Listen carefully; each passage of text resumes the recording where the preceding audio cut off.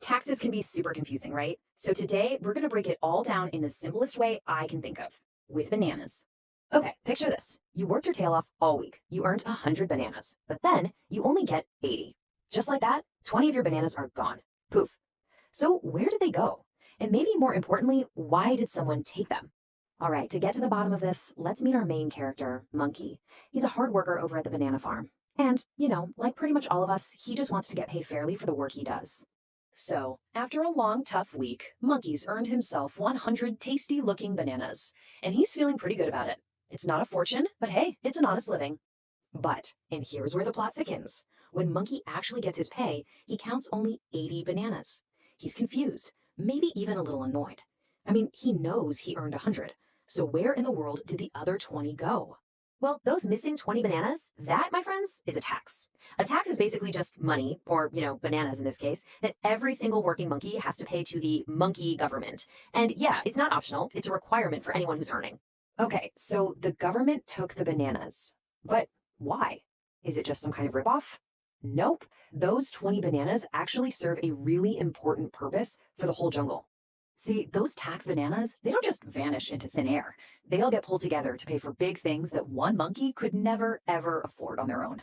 Think about it. Hospitals for when monkeys get sick, schools for the kids, police and firefighters to keep everyone safe. It also pays for things like roads, public transport, parks, and even scientific research, like figuring out the absolute best way to peel a banana.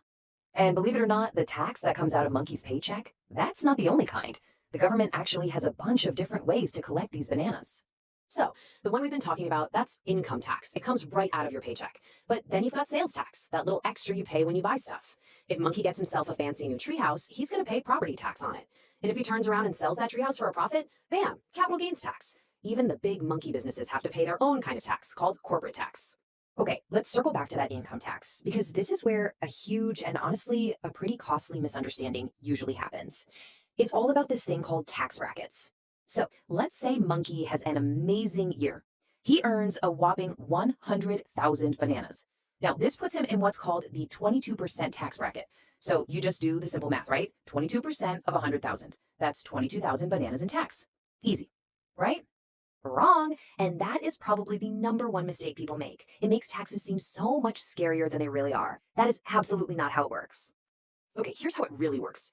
The best way to think about it is like filling up a series of buckets. You only pay the higher tax rate on the bananas that spill into that higher bucket. So for Monkey's 100,000 bananas, his first 10,000 are taxed at 0%. Then the next 40,000 get taxed at 12%. And it's only the final 50,000 bananas, the ones that fall into that last bucket, that get taxed at that 22% rate. Just look at the difference there. The myth would have him paying 22,000 bananas, but in reality, it's only 15,800. That's a massive difference. And this is so important. You are never, ever punished for earning more money. Only the extra you earn gets taxed at that higher rate.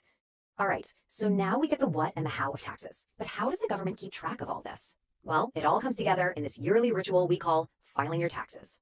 Now, I know it can sound super intimidating, but the basic steps are pretty much the same everywhere. First, you add up all the bananas you earned all year. Second, you check how much tax has already been taken out of your paychecks. Third, and this one's a big deal, you look for something called deductions. And finally, you package all that info up and send it to the government. So let's talk about those deductions for a sec. These are basically certain expenses, usually work-related, that you can subtract from your total income. Like if Monkey had to buy a special basket just for collecting bananas at his job, he could deduct the cost of that basket.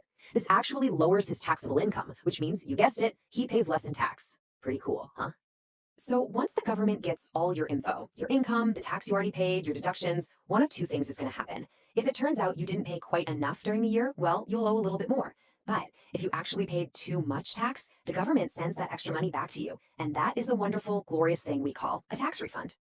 Just a quick heads up though, if your numbers look a little fishy or your deductions seem way out there, the government might decide to take a closer look. That's called a tax audit. Now, it sounds scary, but as long as you've been honest, it's usually no big deal. It's just them double checking to make sure all the numbers are right. Okay, so we've gone from monkeys missing bananas all the way up to the entire tax system. So for our last step, let's zoom out one more time and see how this all fits into the bigger global picture. The way the monkey government does things isn't the only way. Tax rates are completely different all over the world. I mean, they vary wildly. You've got countries like Finland with really high tax rates that pay for all sorts of public services. And then you've got places like the Cayman Islands with zero income tax at all. And all of this really just points to that famous old saying, you know the one, because no matter who you are or where you live, some kind of tax is pretty much always going to be a part of life. It's just a fundamental building block of how modern societies work. So when you get right down to it, taxes aren't really just about missing bananas from your paycheck. They're the literal building blocks of the world around us. They're what pay for the roads we drive on, the schools our kids go to, and the safety nets that are there to catch us. And that kind of brings us to the real big question. It's not just how much tax do I have to pay, it's what kind of world, what kind of jungle do we want to build together? Something to think about, right?